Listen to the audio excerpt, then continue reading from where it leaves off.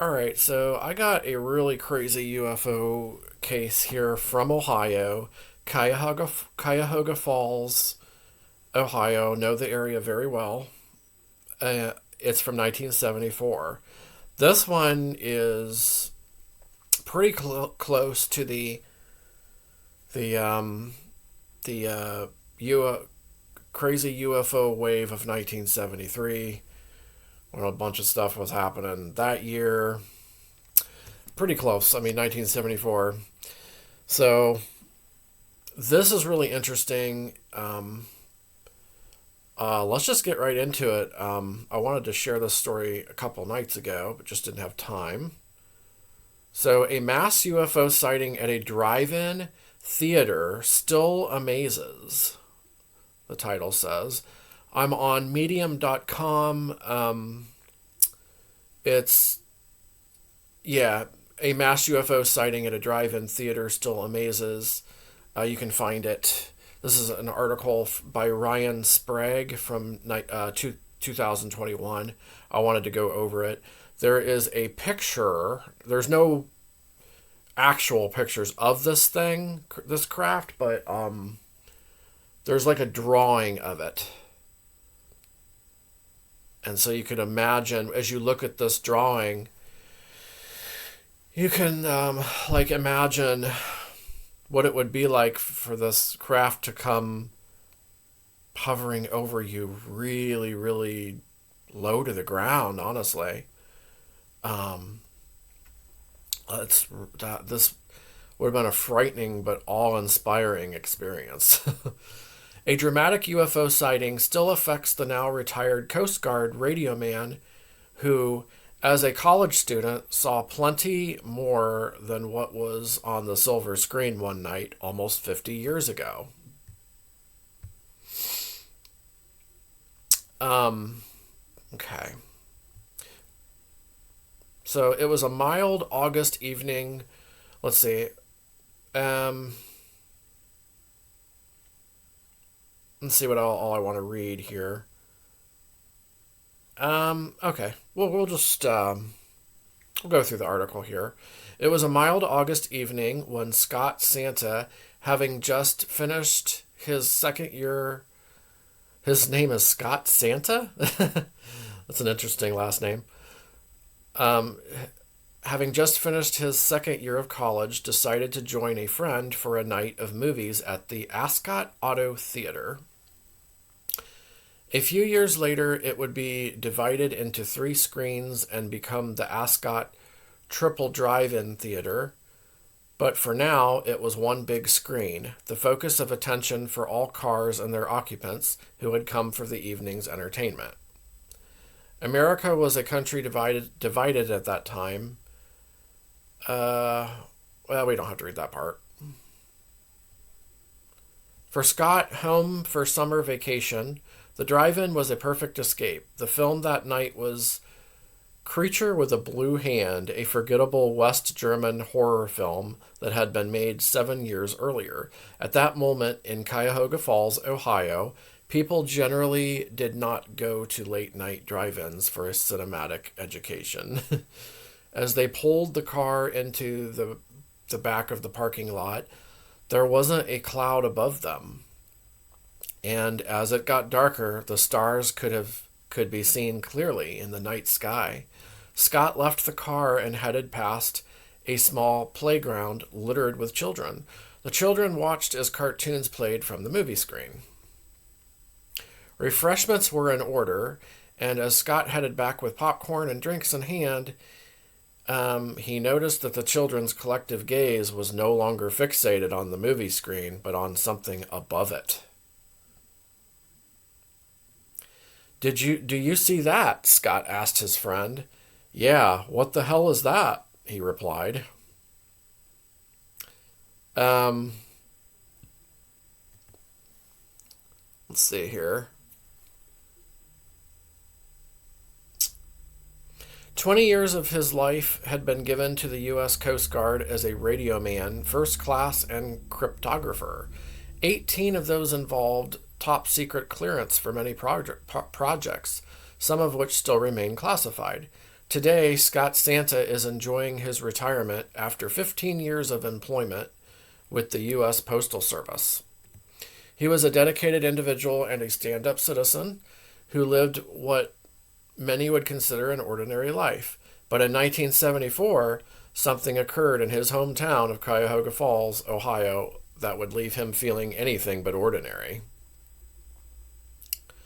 Back that night in 1974, Scott and his friend watched just above the movie screen, a large object, chevron shaped, so that's kind of like triangular or boomerang shaped,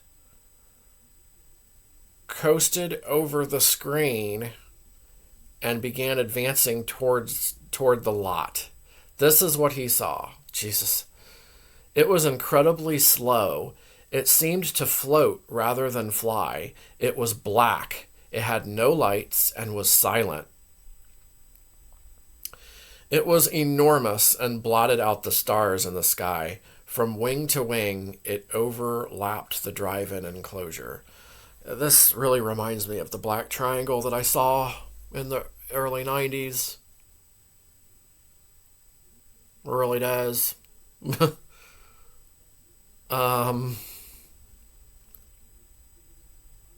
Bringing back memories of that. Scott's friend joined him outside the car. They stared upward at the object as it proceeded in a straight line over the other cars. At this point, Scott noticed that almost everyone in the parking lot was now outside their individual vehicles. Some were pointing up at the object as others frantically looked around at one another. A sense of confusion and unease setting in, the object continued to float over the parking lot, and just as it was almost directly over Scott's head, all the lights at the drive-in, including the movie screen itself, suddenly went black. Oh, God.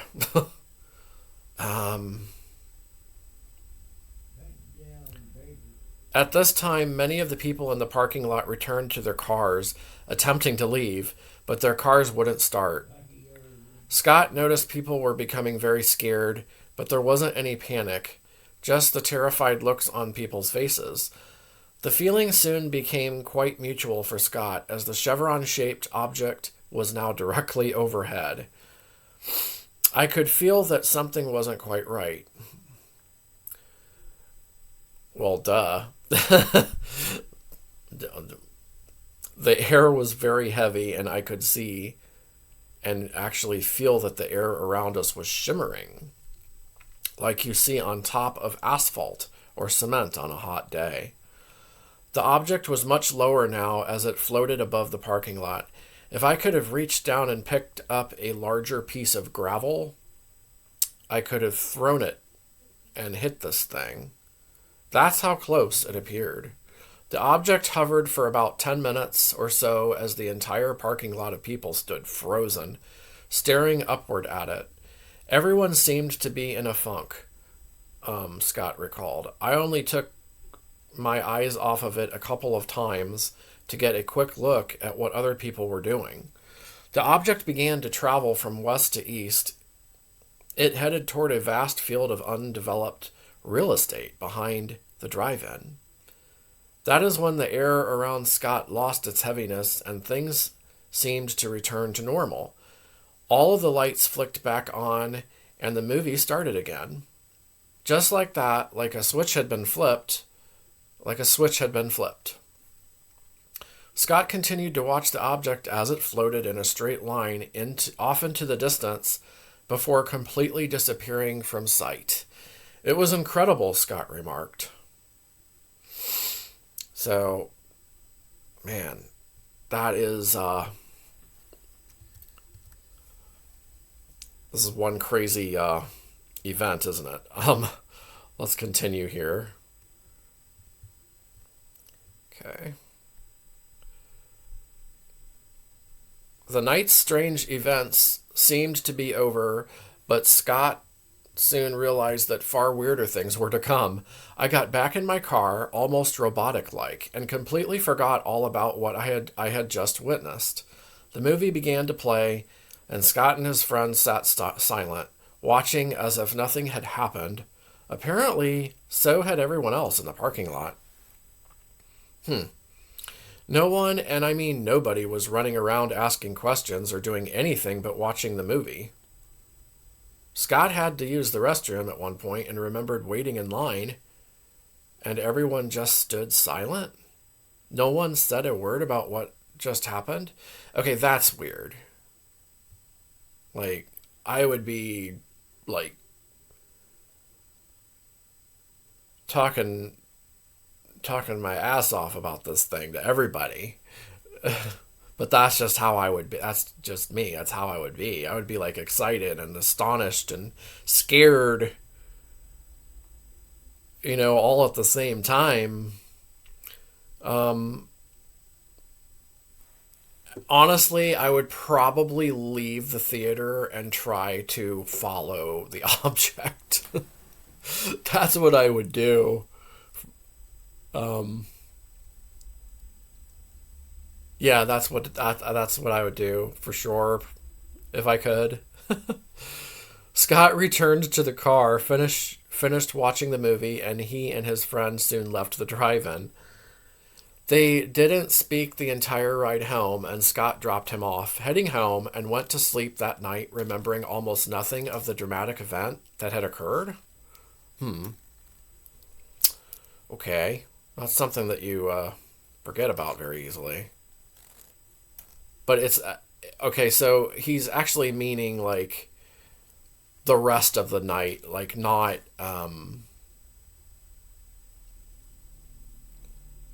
the actual UFO part, as we'll see later. It was as if he'd suffered some sort of immediate amnesia. It wouldn't be until several years later that seeing a book in a local bookstore on UFOs triggered something, and memories of the chevron-shaped object hit him like a ton of bricks. Scott's account was compelling, to say the least. Here was a case that where many people apparently witnessed this massive object floating overhead, and after its disappearance, no one spoke of it. One would assume that mass panic would have ensued. Yeah, probably. And that everyone would have caused a frenzy. Yet something kept everyone there motionless. What could cause an entire drive-in movie theater full of people to see an awesome display of aerial strangeness and then forget about it? That's true. Why, in Scott's opinion, did he believe that he and the others reacted this way?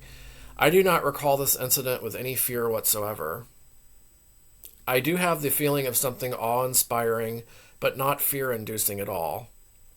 I don't know, the way he described it earlier, though, it seemed like people were pretty scared. The fact that Scott had to recall the incident without fully remembering it happening, this sense of almost blacking out, was also rather curious. It was a complete hole in memory of leaving the drive-in, or what, if anything, I did for some time, of what I am unable to account for. Scott would admit that he'd lost touch with his friend who had been there that night. Frustrated with being unable to corroborate the event, he didn't speak of it often. I told no one, but not by a conscious decision to do so. I have no idea why. One would think that after such an experience that I would have, at the least, spoken to my family, but I didn't do that until many years later. And while Scott's wife and children believed him, they simply couldn't make sense of the event, just as much as he himself couldn't. It was the odd reaction that night and the feeling of missing time that haunted him. But even through that struggle to make sense of it, Scott remained optimistic about the event as a whole. It was definitely a positive, awe-inspiring encounter, but having that time gap, he admitted, is a disturbing issue, as well as my non-action or immediate shutdown on recall. So what did Scott see that night? Could it have been some sort of man-made aircraft traveling a bit too close to the ground?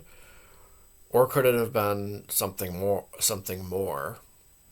The object was either an off-world craft, or it was from here. Being that this took place in 1974 and the effects that occurred, I have to think that what I saw was possibly alien in nature. These were bold assertions indeed, but assertions that Scott and so many others have contemplated after such an extraordinary event. Reality, as presented to the masses, is not what it seems. We do not know as much as we think we know. I completely agree there. Um,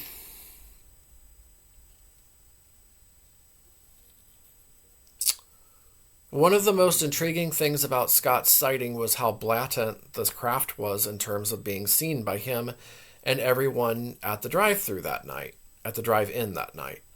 I wanted to know if Scott thought that this was all by chance. I believe I just happened to be in the right place at the right time when this craft floated over us. Um,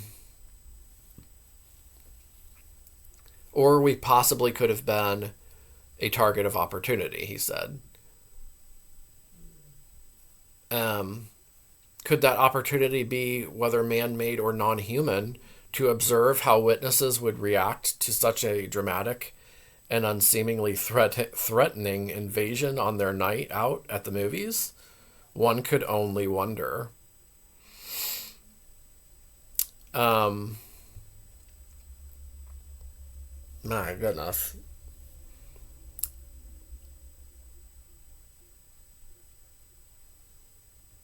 Let's see. He says, this is Scott describing the events here. My mouth open and practically unable to register anything else. My eyes were just glued to that craft. Strangely, I don't remember there being any panic at all, as if a calm button had been pushed. It was at this moment that I experienced the scan. I don't remember thinking of it as a scan right at that moment. I really had no idea what was happening. I think this may have been the calming thing that kind of sedated everyone to some degree. I remember ears popping and feeling like the air was sucked out of the immediate surroundings. To compound all that was happening, there was utter stillness and no sound whatsoever. I still felt no fear, merely awesomeness throughout. Um, let's see.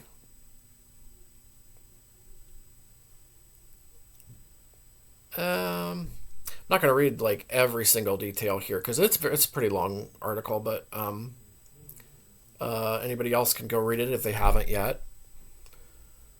Um, Scott here is talking about not being able to find anybody else that night who experienced it, and then there was like an email that pops up several years later. Um, and I want to get to that if I can find it on here. Yeah, in 2019, an email came in, um, and well, here's what it says. I read your book during a camping trip last month, and I almost dropped it after reading the story about the man at the drive-in theater. I grew up in Summit County, not too far from that drive-in.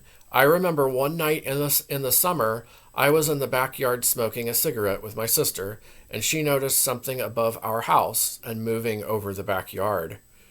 And I swear to you, it looked exactly like what the man in your book described. It was very big and pitch black. Oh my God. My sister freaked out and ran inside, but I watched it until it went out of sight. The only difference from what the man saw was that we could see a few white lights on each end of this thing, pointing down at the ground. The light beams were going in a motion like they were searching for something. We thought maybe it was some sort of blimp or helicopter, but it had no propellers and was silent.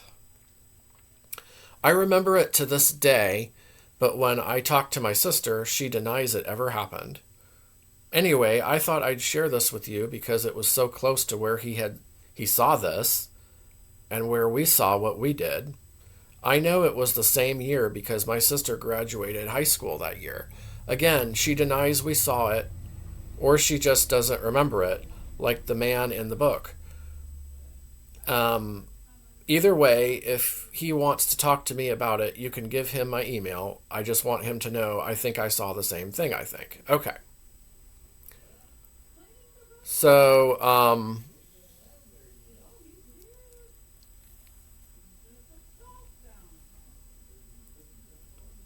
I don't think anybody else came forward. Maybe they did more recently. Um,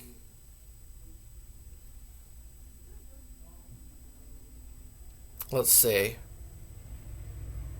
Yeah, it says if you or someone you know remembers witnessing anything similar in August of 1974 in Ohio, please reach out to Ryan Sprague via email. It's got his email on there.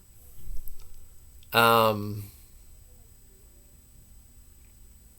wow. So, um, okay, that's the end of that. So,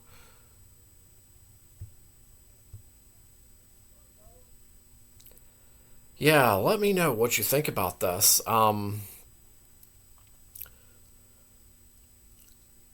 It's kind of similar to the black triangle that I saw. Yeah, I saw a black triangle, but the one I saw that was really high up in the sky, though. It was way, way higher than this one. But it really reminds me of that, though, because the one I saw was silent. A lot of times it went completely black, and it just glided silently around the surrounding stars, under the surrounding stars. But then it would have lights that turned on. See, that really reminds me of this then. Because obviously this craft did have lights, but they were off at the drive-in theater. Or I'm sure he would have remembered those lights being there. Um, and the one I saw had like yellow or white lights and also a red light as well. Red lights as well. I remember red lights, yellow and white at various times that would turn on and um, off of the one that I saw, and it was completely silent. But it was big, but it was really high in the sky. Like it wasn't like really far close to the ground. That would be insane. To see that, like to see that close up, would be really scary. And it sounds like this was a really big craft. Sounds like it was just huge. So that is crazy. And this is 74, and they're seeing this. So yeah, let me know what you think about this story. This is a really good one. And I'll be coming out with more soon. Yeah, this one's really crazy. I think it's pretty believable since we got another witness that said that she saw the same or a very similar craft in that same area in that same year. I bet they saw the same thing. That's crazy. All right. If you made it this far, thank you for watching. Let me know what you think about this case, and I'll be back with more soon.